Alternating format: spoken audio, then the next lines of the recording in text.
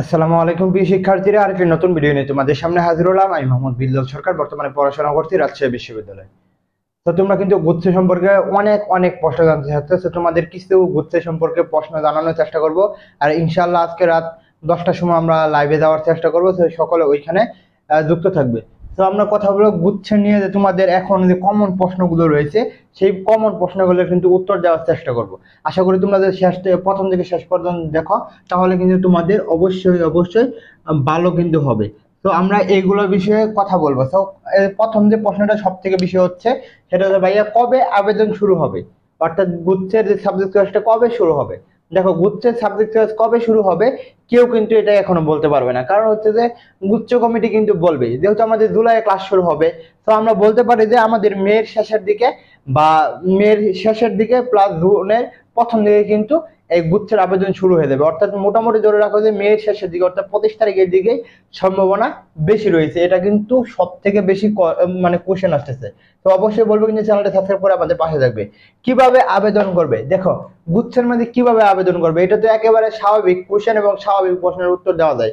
যখন তোমাকে যে সাবজেক্ট চয়েসটা দেওয়া দিবে, তখন কিন্তু তোমাকে দুইটি অপশন দেখাবে, একটা হচ্ছে বিশ্ববিদ্যালয় আর একটা হচ্ছে সাবজেক্ট। তখন তোমাকে বিশ্ববিদ্যালয় চয়েস করতে হবে, সাবজেক্ট চয়েস করতে হবে। আর এটা নিয়ে তো আমি অলরেডি ভিডিও দিয়েছি।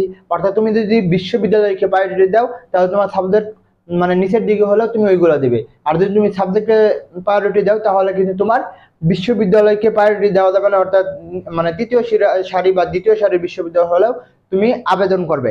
আরেকটা যেটা কথা বলবো, অবশ্যই সাবজেক্টকে প্রায়োরিটি দেওয়ার চেষ্টা করো। দুইটার দিকে কিন্তু দুইটারই লজিক রয়েছে। অর্থাৎ তুমি বিশ্ববিদ্যালয় যদি ভালো পাও, তাহলে কিন্তু তোমার কনফিডেন্স বেড়ে যাবে, অর্থাৎ ওই বিশ্ববিদ্যালয় দেখবে সাকসেসের হার বেশি। আর যদি অর্থাৎ নতুন বিশ্ববিদ্যালয়ে যাও, তাহলে ওইখানে কিন্তু সাকসেসের হার নেই, যেহেতু নতুন ক্যাম্পাস থাকবে না, যে হল সুবিধা পাবে না, অনেক ল্যাব সুবিধা পাবে না, অনেক কিছু পাবে না, সেই দিক থেকে কিন্তু পিছিয়ে যাবে। কিন্তু আমি মনে করি ওভারঅল সাবজেক্টকে প্রায়োরিটি দেওয়া দরকার। আর 3 নম্বর হচ্ছে মাইগ্রেশন প্রক্রিয়াটা কিভাবে হবে।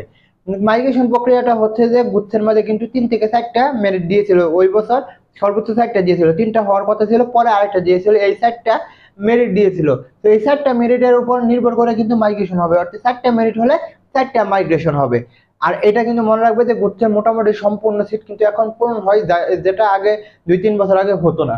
আর এটা যদি এটার সাথে কথা বলি, তাহলে হচ্ছে যে গণবিজ্ঞপ্তিটা কি। দেখো, গুচ্ছের মধ্যে গত বছর গণবিজ্ঞপ্তি না দিলেও কিন্তু গুচ্ছের মধ্যে গণবিজ্ঞপ্তি দেয়।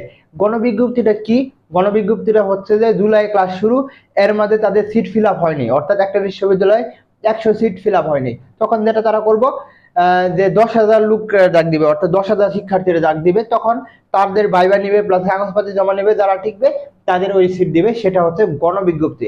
এবং এটার ক্ষেত্রে অনেক সিরিয়াল পর্যন্ত কিন্তু সিট দেয়। আরেকটা কথা, যেটা যারা পার্সোনাল ভাবে বাংলা এবং ইংলিশ পড়তে চাও একা প্লাস মানে পার্সোনাল বেসে, তারা কিন্তু হোয়াটসঅ্যাপ নাম্বার দেওয়া রয়েছে, স্ক্রিনে দেখতে পারতেছে, প্লাস কমেন্ট বক্সে দেখতে পারবে, সেখানে গিয়ে আমাদের সাথে নক দিবে, ইনশাল্লাহ তোমাদের সর্বোচ্চটা দিয়ে চেষ্টা করবো। তো আশা করি আজকে 10টার সময় লাইভ হবে ইনশাল্লাহ, সেখানে তোমরা যুক্ত হয়ে যাবে। রাজশাহী গুচ্ছ নিয়ে সকল বিষয়ে আমরা কথা বলবো। তোমাদের জন্য শুভকামনা। আসসালামু আলাইকুম।